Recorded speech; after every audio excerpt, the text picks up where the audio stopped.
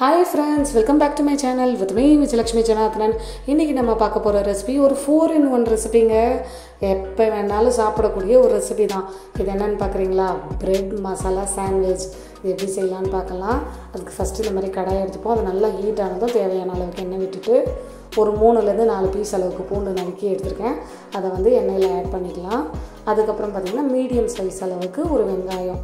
இத சின்ன சின்னதா நறுக்கி எடுத்துர்க்கேன்.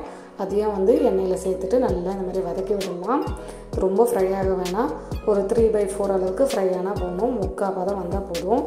இந்த டைமுக்கு நான் ஒரு 2 மீடியம் சைஸ் பொட்டேட்டோவை நல்லா இந்த மாதிரி சின்ன சின்ன கியூப்ஸா கட் பண்ணி எடுத்துர்க்கேன். அதை உள்ள சேர்த்துடலாம். சேர்த்துட்டு இது வேகிறதுக்காக ஒரு 1/4 டீஸ்பூன் அளவுக்கு உப்பு சேர்க்கிறேன். சேர்த்துட்டு கொஞ்சமா மஞ்சள் தூள், தனி மிளகாய் தூள், அதே போல 1/4 டீஸ்பூன் சேர்த்து நல்லா ஃப்ரை பண்ணி விடலாம். இது இந்த எண்ணெயில நல்லா வதங்குற டைமுக்கு நம்ம வீட்ல இருக்கிற குழம்பு மிளகாய் தூளோ இல்லனா உங்களுக்கு எந்த மசாலா பிடிக்குமோ அந்த மசாலாவை ஒரு 1/2 டேபிள் ஸ்பூன் அளவுக்கு ஆட் பண்ணிக்கலாம். நான் இங்க 65 மசாலா ஆட் பண்ணி இந்த மாதிரி மிக்ஸ் பண்ணி வச்சிருக்கேன். இத மிக்ஸ் பண்ணிட்டு இப்போ இந்த எண்ணெயிலே மூடி போட்டு ஒரு 3 நிமிஷம் அளவுக்கு நல்லா வேக விடலாம். நான் இப்போதைக்கு தண்ணி சேர்க்கல. இது 3 நிமிஷம் நல்லா வெந்து வந்ததும் இப்போ பாத்தீங்கன்னா ஒரு முக்கால் பதம் வெந்திருக்கும். இந்த டைமுக்கு கொஞ்சமா தண்ணி தெளிச்சு விட்டு அதை வேக விட போறேன். தண்ணி தெளிச்சு விட்டு வேக வைக்கும்போது நல்ல கிரேவியா வரும். அதுக்காக தான் இப்போ ஒரு 5 நிமிஷம் அளவுக்கு நல்லா வேக விட்டு எடுத்தோம்னா சூப்பரான பொட்டேட்டோ ஸ்டஃபிங் மசாலா இப்போ ரெடி ஆயிடுச்சு. இந்த ஸ்டஃபிங்கை நான் இப்போ நல்லா ஸ்மாஷ் பண்ணி எடுத்துக்க போறேன். இது நல்லா ஸ்மாஷ் பண்ணி எடுக்கும்போது சாப்பிடவும் நல்லா டேஸ்டா இருக்கும். அதுக்காக தான் இப்போ ஸ்மாஷ் பண்ணியாச்சு. இப்போ இது ஒரு பக்கம் இருக்கட்டும். அடுத்தது உங்களுக்கு எவ்வளோ பிரெட் ஸ்லைசஸ் வேணுமோ அந்த ஸ்லைசஸை எடுத்துட்டு அதில் தேவையான பட்டரை நல்லா அப்ளை பண்ணிக்கலாம். பாருங்க, இப்போ நான் எல்லா பிரெட் ஸ்லைசஸ்லையுமே கொஞ்சமாக பட்டர் அப்ளை பண்ணி இந்த மாதிரி ஸ்ப்ரெட் பண்ணி விட்டுருவேன். பட்டர் போடுறதுனால சாப்பிடும்போது கொஞ்சம் நல்லா என்ஹான்ஸ் ஆகி டேஸ்ட் நல்லாயிருக்கும். அதுக்காக தான் பட்டர் போட்டாச்சு. இப்போ நம்ம ரெடி பண்ண ஃபில்லிங்கை இந்த பிரெட் ஸ்லைசஸில் வச்சிடலாம். வச்சுட்டு நல்லா 4 பக்கமும் பரவுற அளவுக்கு இந்த மாதிரி ஸ்ப்ரெட் பண்ணி விட்டுடலாம். இப்போ இது ஸ்ப்ரெட் பண்ணி விட்டாச்சு.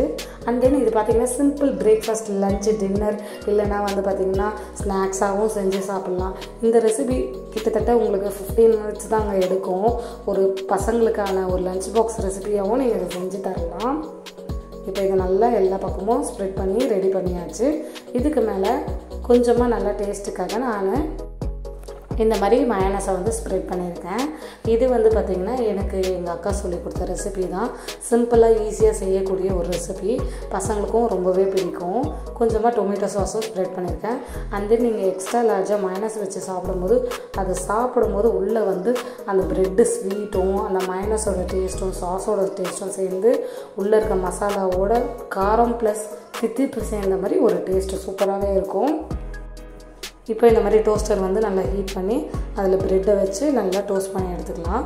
இல்லைன்னா நம்ம தோசை கல் இருக்கும் இல்லையா, அதில் கொஞ்சமாக எண்ணெய் விட்டு இல்லை பட்டர் இருந்தாலும் பட்டர் விட்டு உங்களுக்கு எந்த ஃப்ளேவர் பிடிக்குமோ அதை யூஸ் பண்ணிக்கலாம். கீ பிடிக்கும்னா கண்டிப்பாக கீயும் யூஸ் பண்ணலாம், சரியாக இருக்குங்க. இப்போ இந்த பிரெட் ஸ்லைசஸை நல்லா இந்த மாதிரி ப்ளேஸ் பண்ணிவிட்டு 2 பக்கமும் டோஸ்ட் பண்ணி எடுத்துக்கலாம். இங்கே நான் பண்ணுறேன் பார்த்தீங்களா, இந்த மாதிரி தவாவில் வச்சுட்டு அதை நல்லா சுற்றி விடுறது. அந்த பழக்கம் யாருக்காவது இருந்தால் என் கூட கமெண்ட்டில் ஷேர் பண்ணிக்கோங்க.